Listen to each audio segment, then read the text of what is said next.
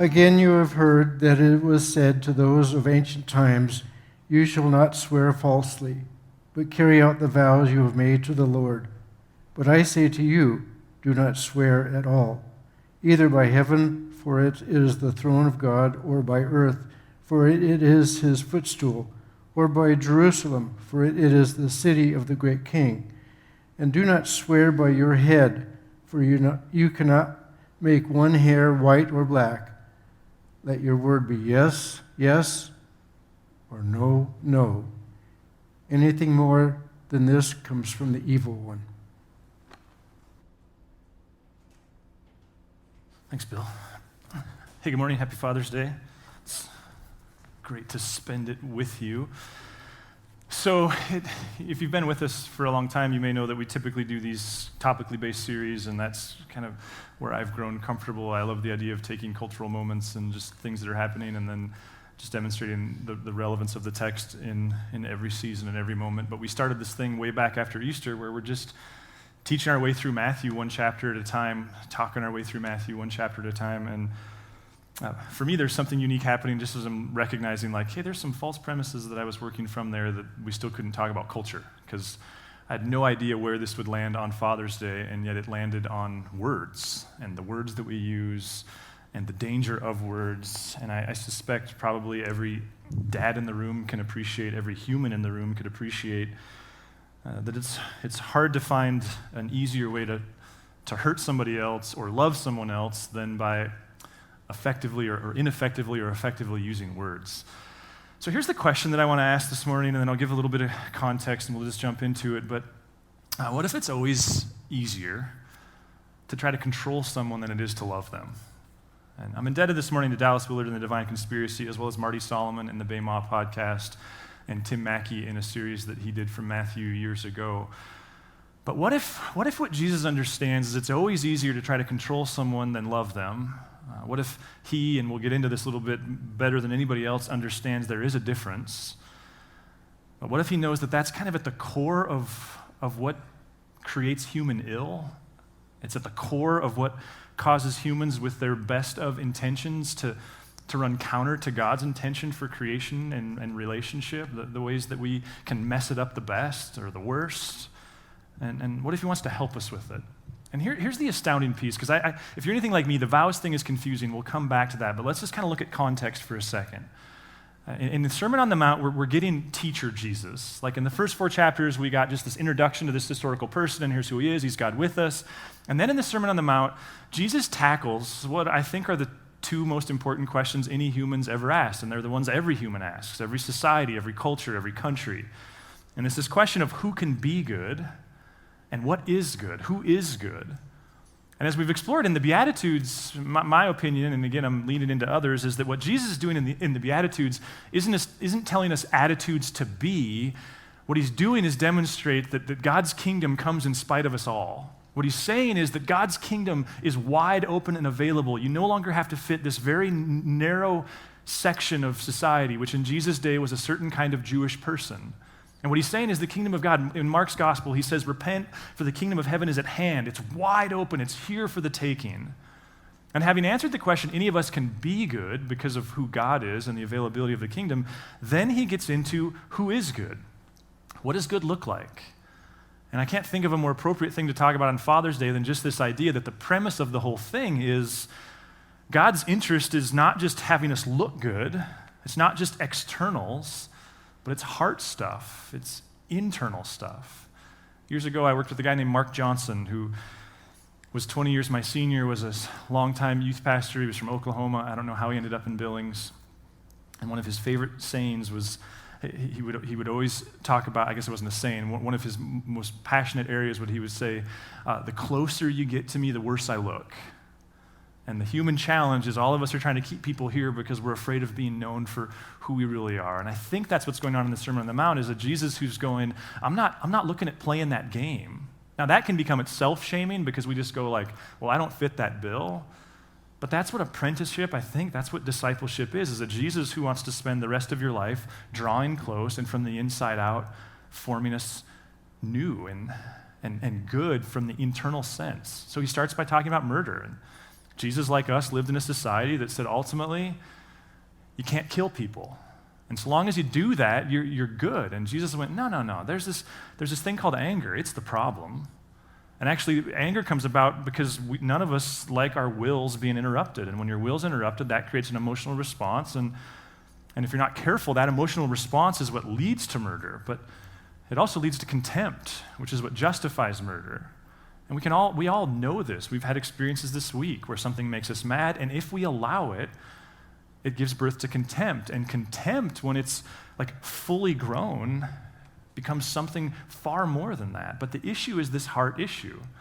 Jesus talks about keeping a short accounts. And the great news is he's not saying don't ever get mad. He's not saying good people don't ever get mad. He's just saying that they're emotionally aware of where that can lead and they do the work. And then he jumps into sex. And I got to admit, I was terrified last week when I realized that we're talking about sex in the midst of our cultural Pride Month, and there's this like, what do we do here? But again, Jesus goes, you live in a world, and every human's lived in a world, where the conversation around sex is who can you and who can't you sleep with? And Jesus says that's not really where that conversation needs to start. It starts around this idea of what is that person standing next to you? Are they an object for your pleasure? Pornography and those things, the premise is that other humans, that their value is what they bring to you. And Jesus is going, that's not what this is all about. There's this desire for there to be more to it than that. There's this desire to see God in everyone. And then again, he gets into this vow piece. But if you're like me, again, it's like, what? Like Jesus, home run. Like in the world of sermons or writing a book or papers, it's like first topic, home run. Second topic, home run. Third topic, vows. Like, well, I'm good at that. How about you? But what's going on here? Well, again, this is where I'm indebted to other scholars because I found this to be the most confusing part of the Sermon on the Mount for a long time. But the background that's helpful to me is this realization that our cultural river couldn't be more different than that of Jesus. That even when we believe in God in our culture, we generally behave as though God's not involved. And I don't even necessarily mean that as an indictment, it's just an observation. Epicureanism, deism, it's still central to our Jesus and God mindset. In fact, yesterday I was looking at CNN. I do this thing where I look at BBC, CNN, and Fox News every day, and it's oftentimes comical just to see the way things are framed. And there was an article on there about the drought in the U.S., and it was the kind of article you'd come to expect. That was all kinds of fear-mongering and all of that. And I remember just thinking to myself, this is so wild because of where my mind was this week, that for most of human history, when there was a drought, and I'm not suggesting this is better, I'm just saying for most of human history, when there was a drought, what was the response? It was a God response. It was this belief that, like, God sends the rains, or the gods. I'm not suggesting they all believe in the same God or the same ideas around God, but some of these basic things that make humanity sustainable, they look to the gods for that. And that was Jesus' world. So what's he saying when he says, hey, don't make a vow? Again, you've heard that it was said to those of ancient times, you shall not swear falsely, but carry out the vows you've made to the Lord. What's he saying there? Well, as I understand it, part of this, and in fact, this is one of those quotations that's not totally direct, it's an amalgamation. One of the places you could go for one of the original ones is the Ten Commandments, because in the Ten Commandments, there's a command to not take the name of the Lord in vain, not take God's name in vain. Many of us have learned, myself included, that means like when you strike out, you shouldn't say God or Jesus Christ, that it's disrespectful. And it may be disrespectful, but it's actually not the heart behind this text. To take God's name in vain is actually to leverage the power of God's name, the authority, the respect that comes with it, and to use that to manipulate or control another person. It's taking all the authority and saying, you don't have to think about this anymore because God says. My friend Fred, who's counseled more people than anybody I know, he has this line, and it's worth using. It's on yourself and others. If someone says to him, God said, then he says, that's fair, but this conversation's over. Like if you're going to play that card, you're not going to put me in a position to argue with you about what God did or didn't say. Doesn't mean it's not at times okay to say God said. It just means that's a powerful card. You know, 2 Fridays ago, I got a text, and it was from an unknown number, and it was a screenshot of a bunch of bike components. It was clearly kind of the build sheet for a bike.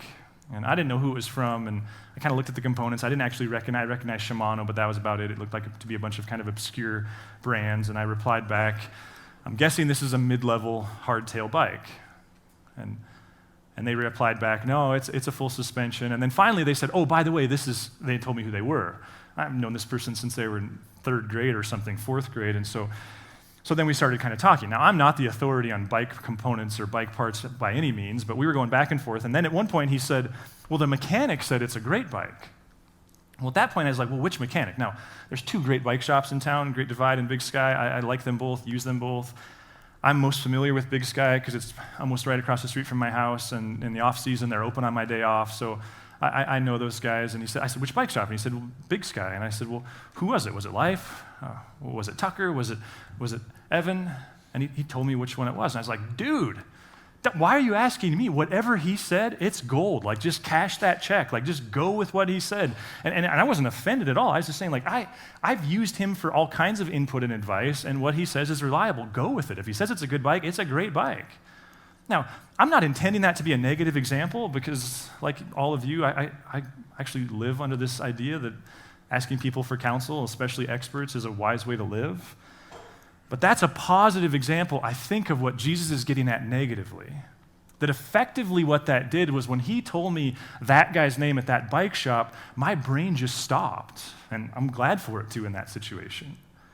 What if when Jesus says, be careful with your vows, be careful with citing the temple or the gold of the temple or God's name, what he's saying is you're actually dismissing this basic element of what it means to be human, which is you get to choose. You get to decide. Dallas Willard says it this way. He says, go ahead to that next slide, Donnie. By the way, Donnie's running slides this morning, who's about to be a freshman, because months ago we said, hey, if you just circle one weekend in June, one in July, one in August, that'd help us make gatherings happen. And Donnie approached Justin that weekend and was like, I'll help. So nice job, Donnie, and thank you. So here's Willard. So they say, by God or God knows to lend weight to their words and presence. It is simply a device of manipulation designed to override the judgment and will of the ones they're focusing upon, to push them aside rather than respecting them and leaving their decision and action strictly up to them. What if Jesus is getting at here, and he knows better than most, better than any? Remember, he likens himself to the spoken word. Creation is said to have started with a spoken word. Jesus becomes synonymous with a word. What if he understands the power of language, and also understands that if left to itself, it actually undoes the way God wants things to go? I mean, think about how this story starts. This has always been so scandalous to me. This story starts with a God who, just like every parent, just like any entrepreneur, just like anybody who's ever had an idea and went for something, this God had ideas, he had wants, he has desires. He brings creation into the mix with him, or people into the creation mix with him. Things are moving forward. He's got his arm around them. There's places they're going to go and people they're going to see. And what happens? I mean, like the plane barely gets off the ground and people opt out. They go a different direction. Question, did God design things in such a way that they only did that because they found a niche in his programming? Like they found a chink in his armor? Did they somehow kind of wiggle through a cell that he thought was completely secure? Or is that decision to go opposite of the heart of God, is that fundamental to the way God made things? And how do we translate that to parenting and leadership and friendship and myriad other things? About a month ago, there was a guy that I've coached with for a few years. He coached one of my boys, really both of my boys in baseball for years, but one of them since he was 8. And so I offered to help with his league team this year, just enjoy him. My son wasn't on it anymore, so I've kind of stood in the dugout about once a week with him. And this guy, both in personal accomplishment as well as coaching accomplishment, coaching and playing, he knows more about baseball than anybody I've ever personally known. He's more authoritative than anybody I've personally known. So I was in the dugout with him about a month ago, and here's the play. There's a pitcher on the mound, our team, the Blue Sox, city champs, by the way. Pitcher on the mound, runner on third base, 2 outs. Other teams obviously up to bat. As our pitcher is in the midst of delivering the pitch, the home plate ump yelled balk. Our pitcher throws the ball. The batter hits it to second base. Runner from third scores. Second baseman fields the ball and throws the guy out at first base. And then there's a conversation. In fact, the initial conversation, and to everyone's credit, it was never heated. Nobody was ever cantankerous. But the first conversation was, does the run count? Now, in the world of baseball, the run doesn't count because it's, if the last out of the inning is a force out, then the run doesn't count. But then there's this whole conversation of, does the out count? Because it was a balk, but the kid chose to swing at it and ground it out to second. Is the kid out? And my friend got involved. Again, super knowledgeable baseball guy. And he's like, hey, he took a swing. He took the risk. He's out. There's a conversation. Umpire calls the head ump. Head ump says, no, my friend, he's wrong. It's a no-risk, high-reward situation. So the batter has to go back to the plate, run scores because it was a balk, and we keep playing. Out doesn't count either. So my friend looks at me and he's like, Adam, get on your phone, look up the rule book, look for this rule. And so I'm looking up the Babe Ruth rule book, and it probably took me 10 minutes. And as I was finally reading the rule, there was this moment of like, wait a minute. I know the answer. I've been coaching kids for a while too, and we've always told them, if you hear balk yelled and then you see the pitcher throw the ball, swing for the fence. Because best case scenario is you hit a home run. Worst case is if you swing and miss or ground out, it doesn't count. And I'm thinking this, and so in other words, my friend was wrong. And he was graciously wrong. I'm not trying to throw him under the bus at all, but what occurred to me in that moment was I so respected him and his point of view that I actually suspended my own ability to think. I didn't even slow down enough to go what do you think here, Adam? And not what do you think in the sense of I don't have any authority. What's your understanding of what's correct in this situation? What if the heart of what Jesus is saying there is there's a way of citing God and referencing God and pointing to the history of God that if we're not careful, actually undoes the very way God wants creation to happen? Easy? No way. Does it look different than when you're parenting or grandparenting a 4-year-old, than an 8-year-old, than a 12-year-old, than a 16-year-old, than a 20-year-old? Of course it does. Incredibly difficult. I was thinking this week, I still remember when COVID happened last spring, and we all do, to the extent that we've allowed ourselves to think about it yet. And I have this memory. It must have been late March, early April. There was a Tuesday morning. I was on my way to work. My wife was already at work when she works at the hospital. So when she goes, she's out of the house by 6:15. I still remember walking out of the front door of our house, closing the door, headed to work, and knowing that my wife was at work and I was headed to work, and my 3 boys, 2 middle school, 1 high school at the time, were in bed. And I remember I was just furious. I'm not blaming them, but I just was mad. I was mad at the whole situation. I think my kind of blue-collar roots, there's just nothing about sitting around. It's just not a privilege that I think we ought to enjoy. I was just furious. And I spent a couple months just mostly angry, and all too often angry as a dad. And Teresa was, of course, very wise and kind of walking us through this, and because of what she does, she sees her own kinds of trends, and so she was coaching us through some of this. And there was a point where I remember another friend of ours who a couple years prior to this, he told us a story. It was actually at his son's graduation party. And he told us this story about when his son was a junior in high school. It sounded like it was pretty early in his junior year. His son brought home a report card, and he handed his dad his report card, and it was bad. Now, I don't know by but obviously by his standards. We didn't talk about we all have different kind of metrics of what's acceptable, what's not. I don't know what the consequences would normally be, but clearly the son was expecting another dose of the consequences in place. And the dad, as he told the story, and he was actually saying this at the graduation party to say this was the moment where things changed. He said he just was able to take a deep breath, and he handed his son his report card back, and he said, "It's your life, son. And in 2 years, you should have graduated from high school, and you're an adult, and you'll have to provide." And the implication was, don't plan on living here and eating my groceries. It's your life. And I just wonder, obviously it stuck with me, I just wonder if that speaks to the heart of God. So that kind of changed the culture. And I didn't actually even think about this, but over the last couple of months, I've met with a couple of people. And sometimes you say things out loud that you've actually never written down or anything, and you're like, whoa. In a couple different instances, people have asked me, so how are the boys doing? And I've caught myself saying, they're all doing really well, each in their own way, but all I think within God's definition of well. What if one of the real dangers of being human is we try to control other people's lives to either reflect our own or prevent them from doing the things that we do? And what if that's part of what Jesus is getting at here? Be careful with your words. Be careful with your control. You know, in the world of theology, there's something called open theism. You may have studied it. I had a professor in college who I think would probably be open theist. I've spent some time exploring it. I would not call myself an open theist, but I think there's some components to its way of thinking that are actually really honoring of the text and the story. Open theism, what it's really attempting to do is say, it answers the question, to what extent does God control and manipulate the future?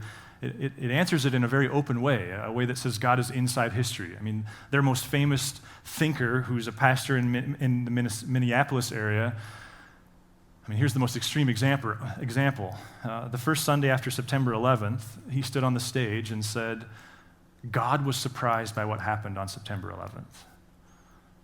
They see God as in space with us, experiencing things with us. Well, several years ago, a group of friends and I were reading through John Goldingay's commentary on the Old Testament, and he at times sounds very open theist. He looks at things like Genesis 6, where God weeps that his creations went a different direction than he would have wanted. And so I remember I reached out to John Goldingay, and sometimes these guys don't email you back, and sometimes people like him will go, yeah, let's talk. And he was one of those, let's talk. And so we did a thing on the computer, on the screen, you know, like Zoom or whatever, back before it was horrible. And I remember I asked him, I said, so John, are you open theist, and how do you make sense of this? And he said, Adam, here's the way I see it. Here's the way I see the story and the unfolding relationship with God. As he said, I see people, and I think it's important that it's not a person, a people. We walk as a people together. I see people on this path with God, and God walking right next to them. And the path is unknown, and therefore the future is by definition unknown. And then he said, and simultaneously, I see God outside of creation, outside of time, present to people and circumstances in a way that he can't be inside of time. Now, in some sense, it's like the perfect cop-out. He's not really answering the question, but he's speaking to the tension, what we've talked about as the mandorla, these two circles for weeks, that the truth is often in the intersection of things. Jewish people would call this block thinking. That open theism, it's there. A God who's in time and space with us and genuinely grieves and celebrates with us, that's in the text. And yet, so is a God who's outside, who does respond to prayer, who does manipulate circumstances. I think I, more than anybody, don't want prayer to be that kind of prayer, but guys like Dallas Willard just won't let me read Jesus without accepting that's a component of what it means to follow God. And Jews call it block thinking because they say they're both blocks, they both exist. We don't know the relationship between them, but we respect they're both there. What if Jesus is getting at here this hard? Think of it this way.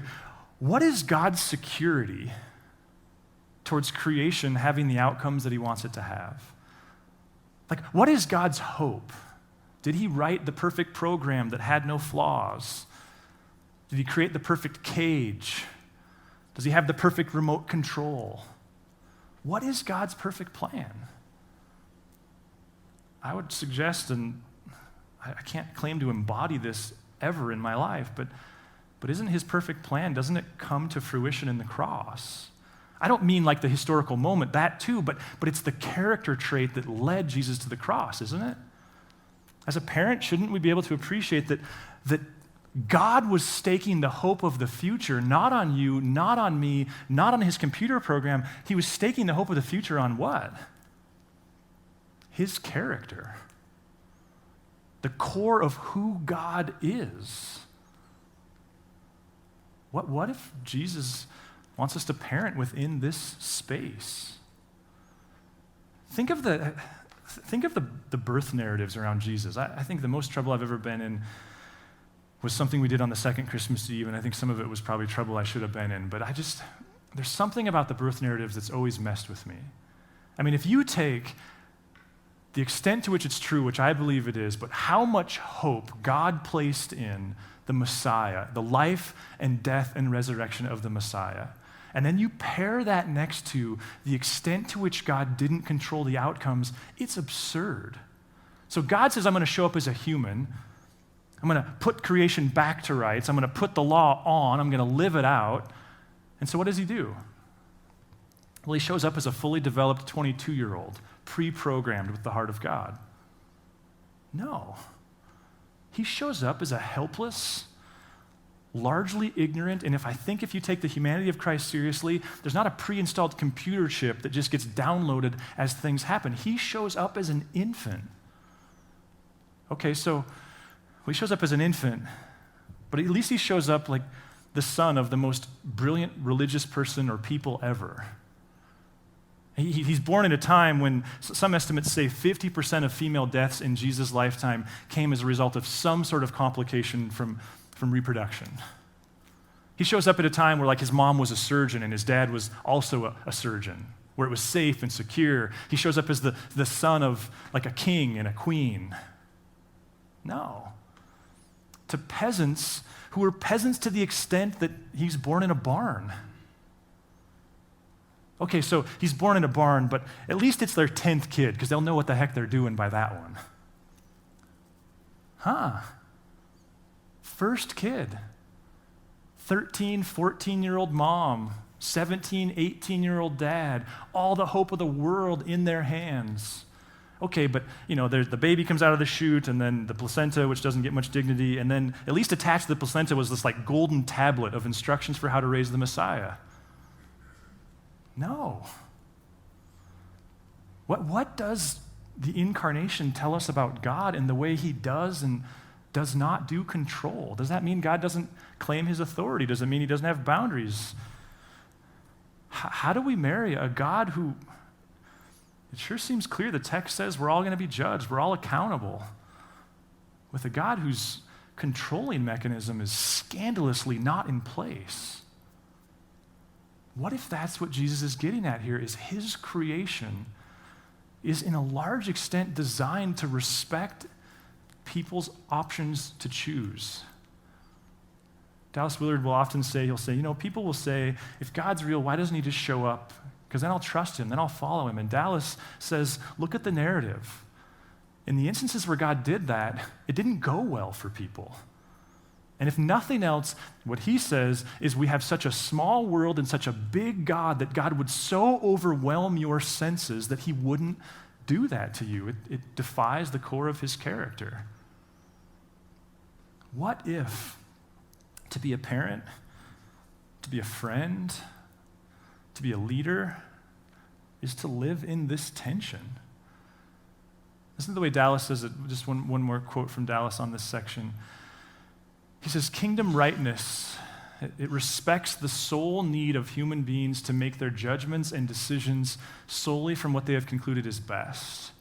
It is a vital, a biological need. We do not thrive, nor does our character develop well when this need is not respected, and this thwarts the purpose of God in our creation. What does it look like? And I guess I just have a few questions for you. First of all, is it possible that the God you don't believe in, or the God you don't believe in anymore, is it possible that he looks nothing like the person of God himself? And would you be open to the idea that the whole purpose of the incarnation for every generation is to take what we think of God and what Christ represents God as, and make sure that we're at least rejecting God on the merits of Christ, not this other construction? And the extent to which you don't feel like you've done that work and you're willing to acknowledge it, chances are you're sitting next to somebody, and if not, I myself, the team, that's what we're here for, is to help you do the work of going, how do we differentiate the God I don't believe in from who Christ said God was? Which doesn't mean that the decision's sealed, but at least means you're giving Jesus a chance. And also, I think my question is, are there relationships in your life? Have you developed a posture, maybe as a parent or a spouse or a leader or a friend or just, frankly, a human? Have you developed a character that is so prone to white-knuckle control, and God just knows, like, I made you for better. So we're going to give you some space. We'll have communion elements up here, and Hannah kind of explained how we do that. And just want to give you some space through music and communion to kind of process that. And as you do, I want to pray. God, your character is astounding and so beyond anything that I just can imagine that we would design. God, I think of you even in the events around the flood and the way you just seem to have sincerely grieved that things went in such a different direction. But that would also mean that the way is open in many ways. And that's not to say that there aren't boundaries. It's not to say there's not right or wrong, God, but that your definition of what it means and looks like to live out your follower it's maybe more expansive than we realize. God, I pray for moms and dads and grandparents and friends, leaders, bosses, employees, entrepreneurs. This is no easy thing, Lord, and it just strikes me that anybody who has the gumption to try to do something good is going to struggle with the dark underside of control.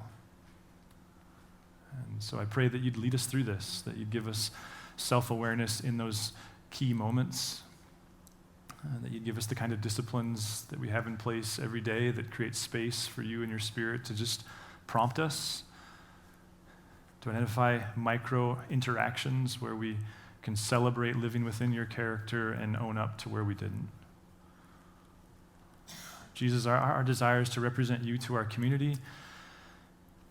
And there's this tension because we love our community and we love being present to it, and yet we also recognize that following you has always made people distinct. And so would you give us wisdom in that respect? We love you. Amen. If you would like to learn more about Narrate Church, find us at narratechurch.org or look us up on Facebook and Instagram.